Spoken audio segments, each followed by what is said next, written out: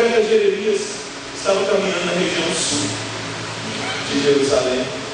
Deus disse a ele: entra na casa do oleiro. E ele entra na casa do oleiro. E ali ele se senta para observar o oleiro, para ver como que o oleiro lidava com o barro. Lembra do livro do Gênesis? Deus pegou o barro e formou um boneco, soprou um sopro de vida, e esse boneco teve vida. E ali é uma das explicações do livro do Gênesis para a criação do homem.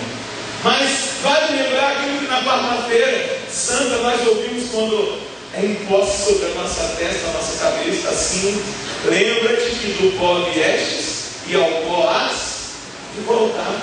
Lembra-te que do barro viestes e ao barro hás de voltar. E o que Deus faz? Profeta, senta e assiste como um oleiro trabalha com o barro.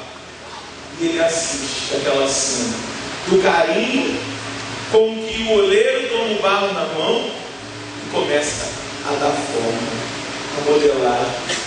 E começa ali com carinho, com a mão leve, suave, dando forma àquele barro, fazendo um vaso. Porém, o que Jeremias percebe? Em alguns momentos a forma não era a forma exata, não era do feitio e do desejo do oleiro aquela forma que tinha acontecido. Se formava.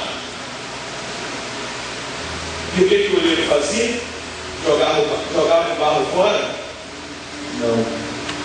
O oleiro voltava a trabalhar com aquele barro para dar a forma que ele queria para o barro. E aí, Deus diz ao profeta, na primeira leitura: acaso eu não posso fazer convosco o mesmo que este oleiro? Acaso não posso fazer convosco como este oleiro, casa de Israel, diz o Senhor? Acaso não posso fazer convosco, povo da cidade de Lorena, povo de Deus, o que este oleiro fez? Como é o barro na mão do oleiro, assim sois vós em minha mão, casa de Israel. O que Deus está revelando? Diante da tribulação, da perseguição, da humilhação que aquele povo está vivendo, até mesmo que o próprio profeta Jeremias, diante de uma crise, se nós estudamos a leitura de ontem, Jeremias estava em crise vocacional, porque ele estava sendo perseguido, humilhado, caluniado, porque ele estava sendo fiel à palavra de Deus. Eles estavam perseguindo a Jeremias, o rei, os sacerdotes, o povo, porque Jeremias estava proclamando que se eles não se convertessem, eles iriam perecer, eles iriam sofrer, eles iriam passar necessidade, eles iriam sentir algo que eles não mereciam sentir, que era a ausência da graça de Deus na vida deles.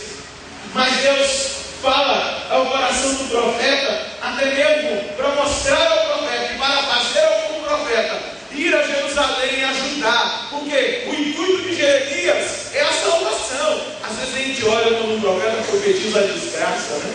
Se não converter, vai vir a peste, vai vir a seca, vai vir a tempestade, vai vir um terremoto, vocês vão para o exílio, vocês vão ficar sem rei, vão morrer ao poder da espada. Às vezes a gente ouvindo isso, a gente acha: olha, o profeta quer a destruição do povo. Não, o profeta quer a salvação. E Deus mostra exatamente ao profeta na casa do oleiro que ele, Deus como oleiro, e o povo de Israel como barro, era daquela maneira que ele também agia com o povo. Que ele não desprezava e que ele não desistia. daqueles que estavam vivendo uma vida ou que estavam mal formados e mal feitos na sua caminhada, aqueles que eram infiéis. Deus está dizendo pela boca do profeta: vai e fala para o meu povo que da mesma maneira, com o mesmo carinho, com a mesma atenção. Mas você imagina, o oleiro faz lá um vaso, endurece, e ele olha e fala: nem isso eu quero. E ele quebra.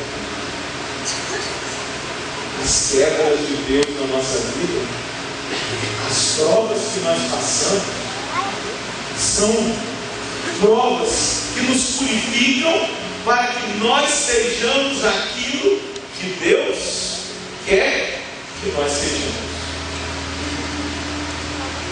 O que Deus estava dizendo a Israel é isso: a prova que vocês estão passando é para que vocês, sendo purificados pela prova, sejam exatamente aquilo que eu quero que vocês sejam.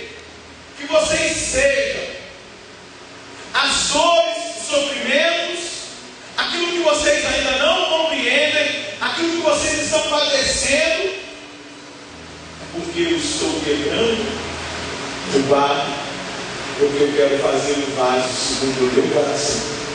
Eu quero um vaso de bênção, eu quero um vaso de santidade.